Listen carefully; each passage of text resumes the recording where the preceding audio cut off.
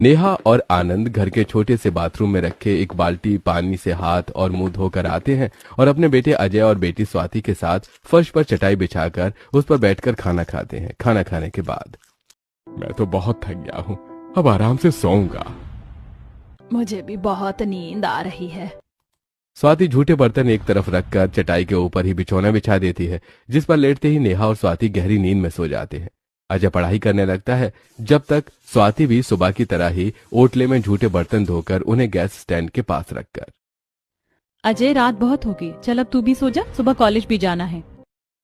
स्वाति अपनी माँ के बगल में और अजय अपने पिता के बगल में लेटकर सो जाता है। रात में 2 बजे प्यास की वजह से नेहा की नींद खुल जाती है। तभी वो देखती है कि स्वाति का कुर्ता ऊपर हो गया था और उसका पेट दिख रहा था। स्वाति का कुर्ता नीचे करते हुए, हे भगवान, मेरी पूरी जिंदगी इस गरीबी और मजदूरी में ही बीत गई, लेकिन मेरी बेटी के साथ ऐसा मत करना। उसने अपनी पूरी जिंदगी एक कमरे वाले घर में बिताई है, लेकिन ससुराल उसको ऐसा देना कि जहां कम से कम उसका एक अपना अलग कमरा हो और वो चैन से रह सके। अब ऐसे ही सोचती हुई नेहा सो जाती है।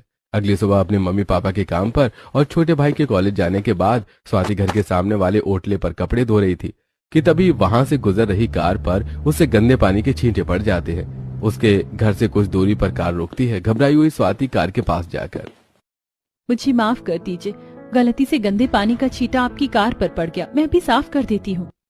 कार का दरवाजा खोलकर रॉयल बंगाली साड़ी और बंगाली गोल्डन ज्वेलरी पहने अंजलि बाहर निकलती है। अरे, आप तो हर्षवर्धन हवेली की बड़ी बहू अंजलि जी हैं। प्लीज मुझे माफ कर दीजिए। आप इतना घबरा क्यों रही हो? मैंने तो आपको कुछ कहा भी नहीं और कार पर सिर्फ गंदा पानी ही तो पड़ा है, कौन सा कोई बड़ा नुकसान हो गया। आप शांत रहिए। मैंने जैसा सुना था, हर्षवर्धन हवेली की बहू बिल्कुल वैसी है, एकदम सभ्य और शांत। तभी वहां अजय प्लाई लेकर पहुंचता है। दीदी देखो, मैं तुम्हारे लिए क्या लाया हूँ। तू तो कॉलेज गया था ना, और ये क्या उठा लाया? अरे दीदी, मैं कॉलेज ही जा रहा था, लेकिन रास्ते में पड़ने वाली कबाड़ी की दुकान में ये बहुत सस्ते कीमत पर बिक रही थी, तो मैं इसे तुम्हारे लिए ले आया। अब ना हमारा जो एक कमरे का घर है, उसी में 2-2 कमरे हो जाएंगे।